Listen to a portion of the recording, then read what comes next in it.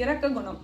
இரக்க குணம் இருந்துட்டா போதுங்க, இது உலகமே உங்க வசம்தான். ஏன், கடவுளே உங்களை தேடி வருவாங்க. இறைத்தன்மையே பார்த்தீங்கன்னா இரக்க குணம் உள்ளவங்க கிட்ட தானாவே தேடி வரும் அப்படின்னு சொல்லியிருக்கிறாங்க.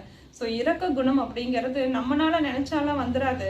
கடவுள் அனுகிரகம் செய்தா மட்டும்தான் அந்த இரக்க குணம் நம்ம கிட்ட வரும்.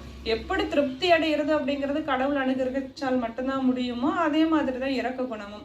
இதெல்லாம் நம்மளோட முயற்சியால எதுவுமே கொண்டு வர முடியாது. கடவுளுடைய அனுகிரகம் இருந்தா மட்டும்தான் இந்த 4 விஷயமும் நமக்கு கிடைக்கும். 5வது விஷயம் என்ன தெரியுமா? மோட்சம்.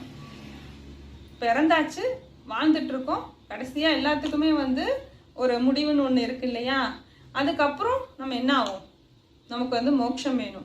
அதாவது நமக்கு ஒரு நல்ல ஒரு நற்கதி கிடைக்கணும். அதுக்காகத்தானே இவ்வளவு தூரம் பாடுபட்டு இருக்கோம்.